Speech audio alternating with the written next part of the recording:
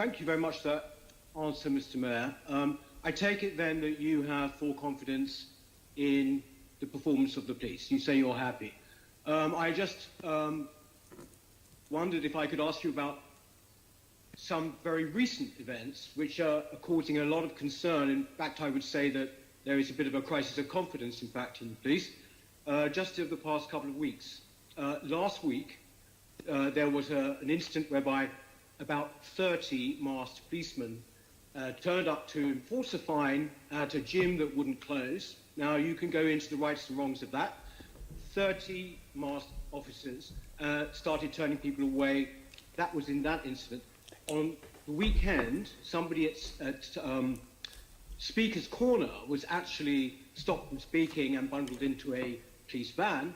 And yet, last week, we had an Extinction Rebellion protest at the Cenotaph, which somehow went unchallenged.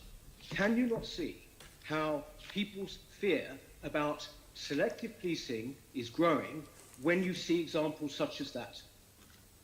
No, Chair, I can understand the point being made by Assembly Member Whittle. One of the reasons why I've always been keen, aside from the legal reasons, to stay out of operational policing is not to allow an impression to be created that my own prejudices cloud what the police do. It's really important, this arm's-length relationship between politicians and police officers. But I can understand the general point you're making, which is the perception people have about some things being, inverted commas, over-policed and other things not being policed.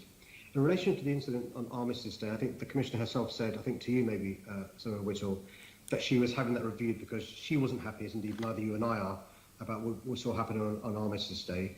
But I understand the general point. All I would say to reassure you is we do have extremely well-qualified and trained commanders in the Met Police Service. A lot of these decisions are taken based on the intelligence and what's going on the ground, but it is open to members of the public, thankfully, in our society to complain if they're unhappy with any particular incident, and then the Director of Professional Standards or the IFPC can look into any particular matter. You'll be appreciate I can't comment on any particular incident because there are so many happening every day that it would be impossible for me to keep abreast with every single one.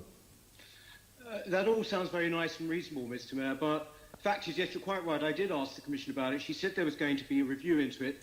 That was over a week ago. Has there been any result from that?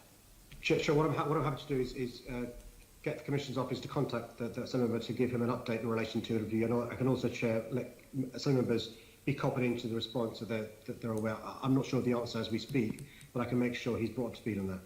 But the point is, Mr. Mayor, that they were there for 20 minutes. Not 2 minutes, not 3, 4.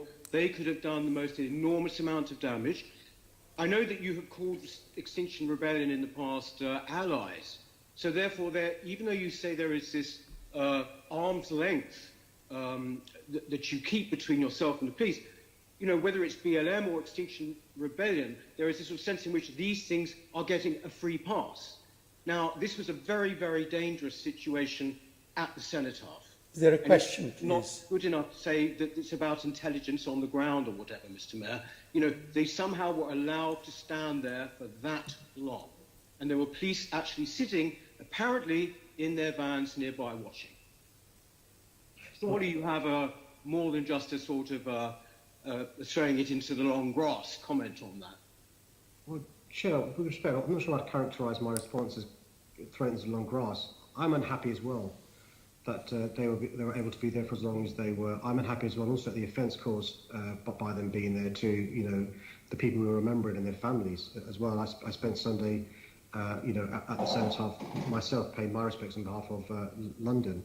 There is an urgent review being undertaken at the behest of the Commissioner, no less. I'll make sure that the Assembly are brought up to speed in relation to that. But I think it is unfair to infer, as you're seeking to do, that I somehow influence how the police please these matters. And if the Commissioner was here, she'd also, I'm sure, agree with me that the idea that I, or indeed the Home Secretary or anybody else, would interfere with operational matters is one that we shouldn't go down. It's a really slippery slope.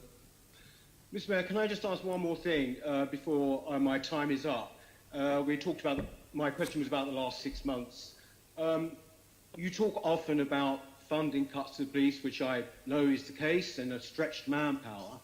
And given all the circumstances that are going on at the moment, how come was it that in the middle of that, your police force launched an investigation into a journalist for something that somebody said on his show. I'm talking about Darren Grimes. I think that they have actually gone back on that now, but this was a decision that was utterly condemned across the political spectrum as being an attack on journalistic freedom. How come something like that happened, and do you think he should have an apology? Well, one of the great things about freedom of speech is that includes the freedom to offend. I don't think it's a criminal offence to be an incompetent interviewer or to be an unsavoury person.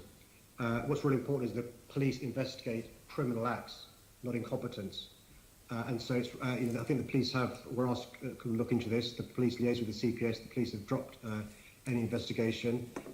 In my personal view, not that I've been asked for one, in these sorts of things, there are grey areas, and I think it's really important that we uphold the right we have in this country of free speech. It's enshrined in that great piece of legislation called the Human Rights Act.